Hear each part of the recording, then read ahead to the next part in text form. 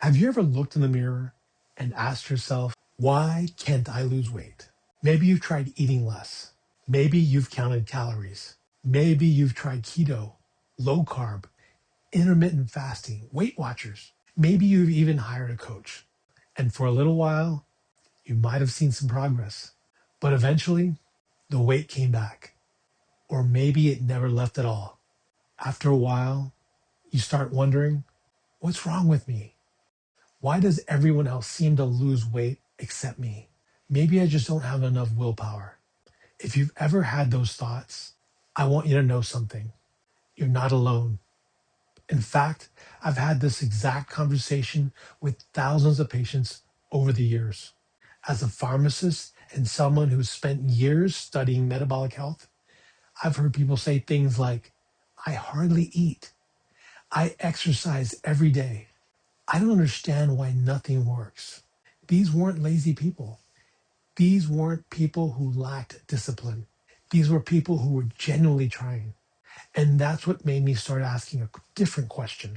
What if we've been asking the wrong question all along? Instead of asking, how do I eat less? Maybe we should be asking, why is my body holding on to fat in the first place? Because here's something I want you to think about. Your body isn't trying to sabotage you. It's responding to signals. Every single day, your body is receiving instructions. Those instructions tell it whether to store energy or burn energy. For years, we've been told that weight loss is simple. Calories in, calories out, eat less, move more. Now, don't get me wrong, calories matter, but calories aren't the entire story. Think about this. If calories were the only thing that mattered, then two people eating the exact same meals, exercising the exact same way, should lose weight at exactly the same rate. But they don't. You've probably seen this happen. Maybe you've even experienced it yourself. One person seems to lose weight effortlessly. The other struggles no matter what they do. Why? Because calories tell us how much energy is in food. They don't explain what your body decides to do with that energy. And that's where metabolism comes in. And I think metabolism is one of the most misunderstood topics in health. Most people think metabolism is something you're born with. They think, I have a slow metabolism. My metabolism is broken. But what if your metabolism isn't broken at all? What if it's actually doing exactly what your body is telling it to do? Think about your home's thermostat. If you set your thermostat to 68 degrees, it doesn't matter how many times you complain it's too cold. The system keeps bringing the temperature back to 68 degrees because that's what it's programmed to do. Your metabolism works in a very similar way. It responds to signals.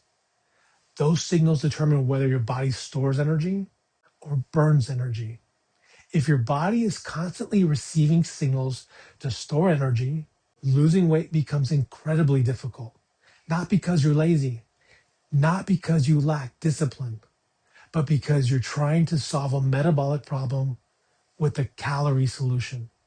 And I think that's one of the biggest reasons so many people become frustrated.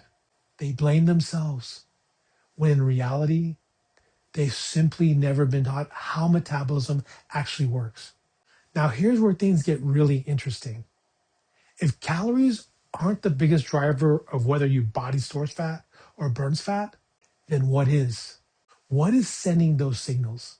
What is telling your body what to do with the food you eat? Because once you understand that answer, everything starts to make sense. In the next video, I'm going to introduce you to one hormone that has an enormous influence on whether your body stores fat or burns it. Understanding this hormone completely changed the way I look at weight loss, and it changed the way I care for my patients. And it's also the moment when many people finally realize this isn't just about willpower. If you've ever wondered why you've been doing everything right but still struggling, you don't want to miss video number 2. I'll see you there.